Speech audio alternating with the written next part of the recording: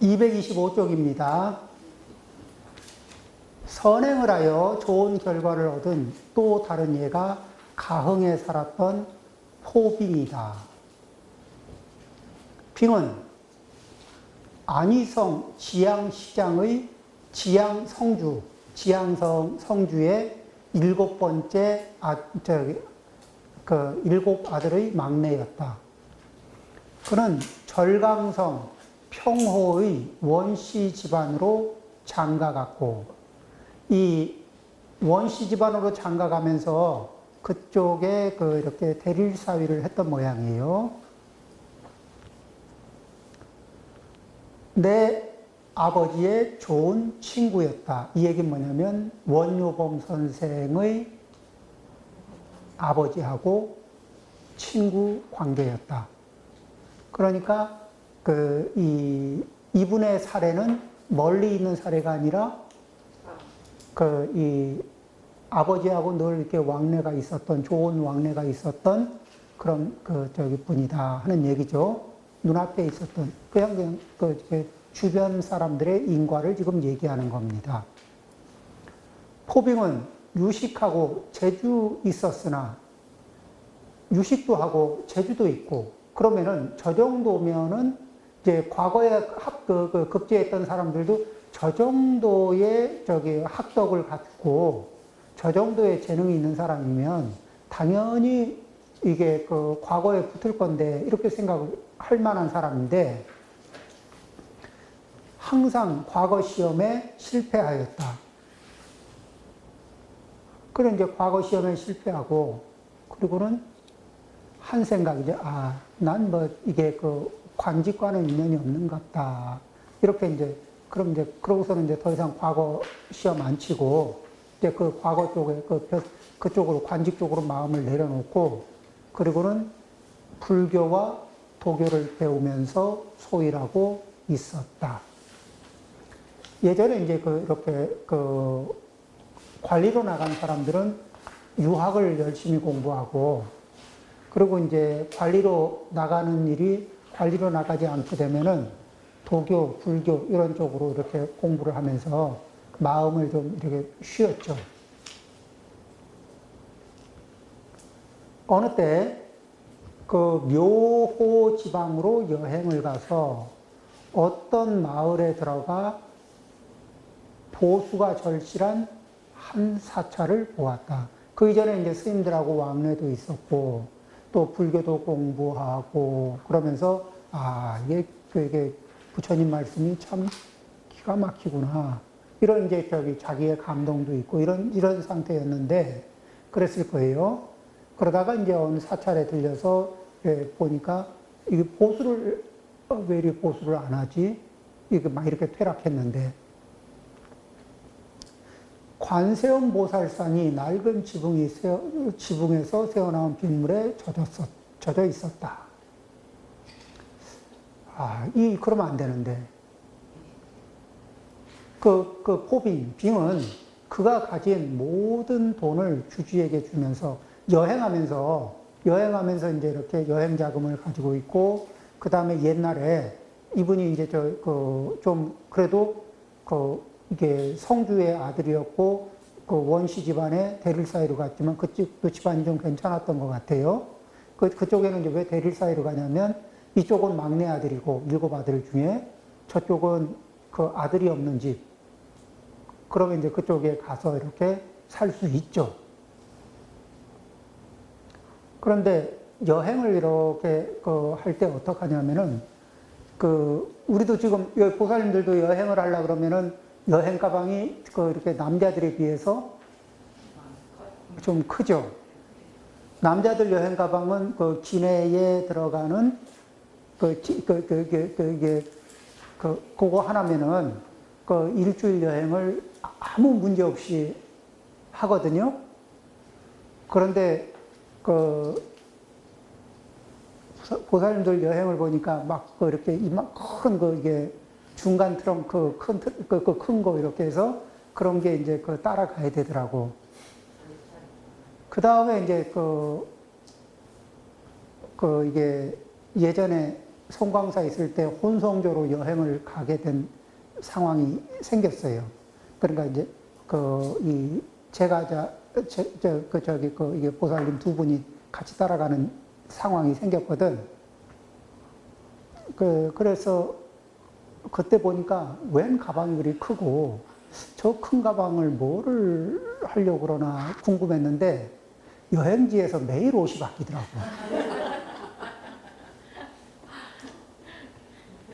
그 옷만 바뀌는 게 아니라 신발도 바뀌고. 그래서 가방이 크긴 커야 되는구나. 근데 이제 저기 지체가 있는 사람들은 다니면서 옷을 제때제때 갈아입고, 그러니까 이제 그러면은 여분의 옷, 왜 그 옷괴를 이렇게 하나 짊어지고 따라오는 사람도 있어야 되는 거예요. 그러니까 이제 우리나라에서는 이렇게 개나리 보쯤 이렇게 말아가지고 혼자 이렇게 달랑달랑 가고 이러지만은 보통은 이제 이 상자 이렇게 왜 대나무나 이렇게 등나무로 짜고 거기에다가 뭐를 하냐면은 오칠을 해요. 그러면은 그리고 거기다 옷을 넣잖아요. 그리고 짊어지고 다니다 비가 와도 이게 그 안으로는 물이 안 들어가죠. 옷이 보호가 되고. 그렇게 해서 이제 들고 다니는 그런 사람, 종자를 데리고 여행을 했어요.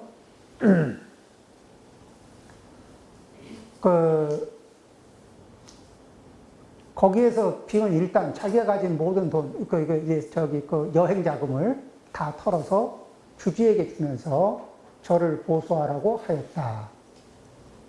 주지가 대답하였다. 큰 공사이므로 이 돈으로 충분하지 않을 것 같습니다. 그렇죠. 여기에 이제 이게 최 이런 얘기는 뭐죠? 대릴 사이로 간다는 말을, 이게 대릴 사이로 들어가면서 결혼한다 할 때 최 이런 말을 쓰거든요.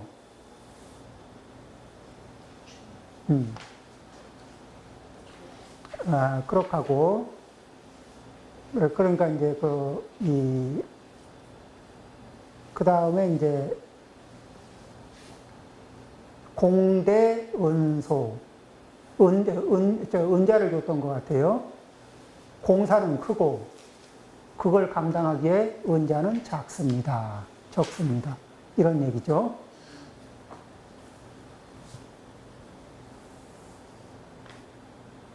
그래서 불능준사, 그 일을, 보수하는 일을 준공, 마칠 수가 없을 것 같습니다. 그런 얘기죠.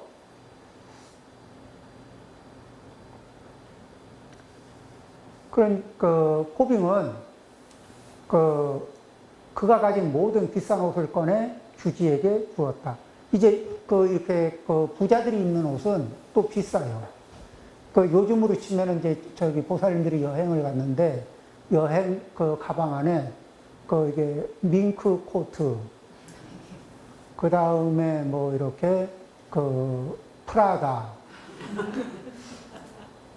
루이비통, 이제 이런 것들이 이제 쭉 있으면은 이제 그런 것들을 이렇게 이게 착착착착 이렇게 꺼내서 쌓아놓으면은 그게 예전에는 새 옷하고 헌 옷에서 이렇게 지금은 이제 가격 새 옷과 헌 옷의 가격 차이가 현격하지만은 예전에는 새 옷과 헌 옷에서 이게 옷의 상태가 괜찮으면 가격이 괜찮았어요.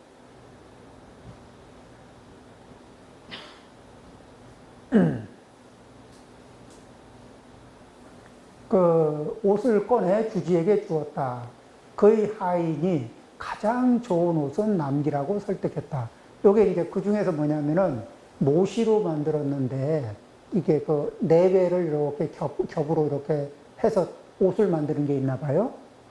그러니까 속에 솜 같은 거 안 넣고 그냥 천으로만 이렇게 두 겹을 만들어서 그렇게 만든 옷이 있나 봐. 그렇게 하는 기법이 있나요? 여기에는 이제, 요 문장으로 보면은, 요 얘기가 그 얘기인데, 이게 뭐냐면, 모시, 그리고 이게 격오적자거든요. 자, 그런데, 어쨌든 간에, 그렇게 해서, 이제, 그래도 이 종자가 다 주더라도 이거 비싼 겁니다. 그리고 이거 세우시고 비싼 거고, 이거는 남기시죠. 이제 이렇게 했는데, 그러나 그는 거절하며 말했다. 나는 괜찮다. 관세음 보살상이 손상되지 않는다면 나는 벌거벗고 가도 괜찮다. 이제 이게 한 생각 이게 넘어간 분인 것 같아요. 마음이.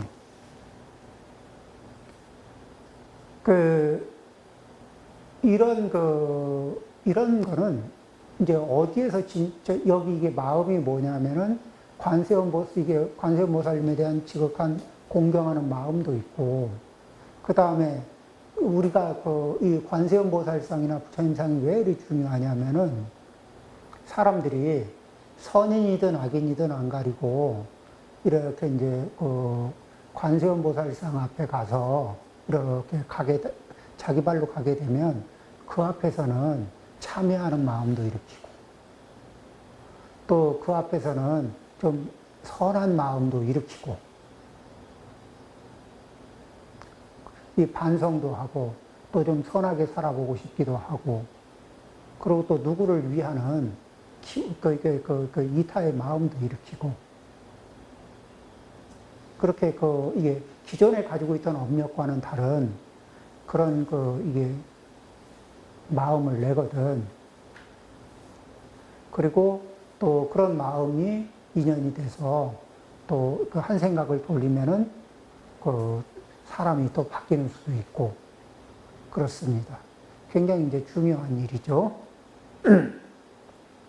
주지는 눈물에 젖어 말했다. 돈과 옷을 보시하는 것은 어렵지 않으나, 돈을 보시하는 사람도 있죠. 옷을 보시하는 사람도 있을 수 있습니다. 그러나 당신의 정성은 정말 정말 드문 일입니다. 이렇게 부족해? 그럼 이거 이렇게 더 낼 수 있는 모든 것을 다 내고,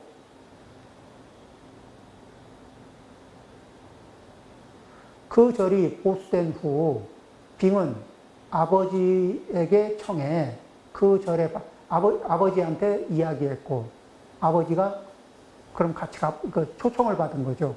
그러니까 그 절이 이제 보수가 끝나고 그 절에서는 그분의 호빈이라는 분의 시주가 있어서 거기에 이게 보수 공사를 시작해서 마쳤거든요.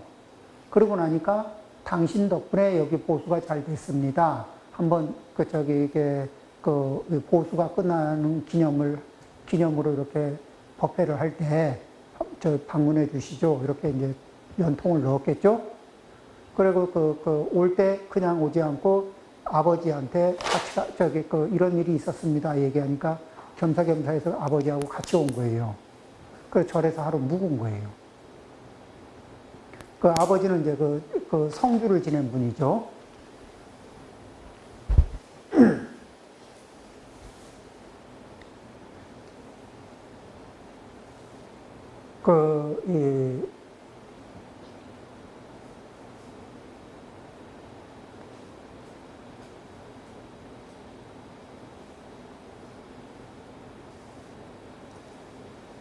근데 여기에 보면은 잘 모르겠어요. 이게 사흘밤까지는 아닌 것 같아요. 왜냐면 이제 며칠을 묵었는지 모르지만 숙사중 절에 묵는 중에 이렇게 해서 며칠이라는 얘기는 없기는 없어요.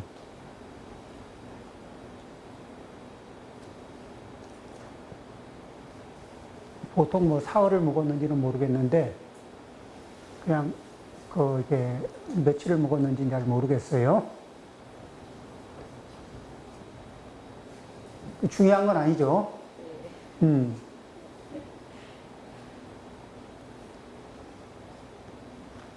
자,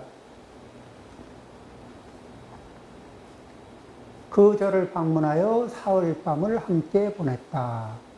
그 절의 수호신인 가람이, 그러니까 가람신이 나타났나 봐요. 꿈에 나타나 고마워하며 말했다. 당신이 이러한 공덕을 쌓았으므로 많은 세대의 자손들이 정부 관직을 갖게 될 것이다. 그리고 그의 그 아들과 손자 모두 높은 과거 시험에 합격하여 정부 관리로 임명되었다. 이렇게 이제 이게 예전에는 이제 관직 이게 예전에는 이게 지금에 비해서 예전에는 계급 사회라서 이 관직을 가졌으면은 집안 식구들 중에 누가 관직을 좀 갖잖아요. 그러면 거기에 그 관직을 기반으로 해서 그 집에 이렇게 지위가 주어진다고. 그쪽 그 문 중에 지위가 주어지거든. 저기 할아버지가 참판을 지낸 분이야. 이렇게 이게 있거든요. 그러면 이제 그 일대에서 저 혈족은 지위가 있는 거예요. 그런데 이런 사회적인 지위, 이런 부분, 그리고 옛날에 관리를 살았다고 해도요, 청렴하게 살고, 그 다음에 자기가 관리를 맡고 있는 지역에 보면, 이 부족한 사람들이 참 많아요. 힘든 사람들이. 그런 사람들을 좀 돕고 이러다 보면은, 남는 게 하나도 없어. 그냥 자기들도, 좀 청렴하게 살아야, 좀 그렇게 살아야 이게 되는데, 청렴한 관리 중에는 넘버원은 누구냐면은 아마 범중엄이라고 하는 분이 최고로 대단한 분일 거예요. 이 범중엄이라는 분은 송나라 때 분인데, 범중엄이라는 분이 있을 때가 송나라가 굉장히 평온한 시절이었거든. 굉장히 좋은 시절이죠. 재상으로 지낼 때. 이분은 아버지가 일찍 돌아가시고 어머니가 개가를 했어요. 그러니까 이 범씨 집안에서 호적을 옮긴 거죠.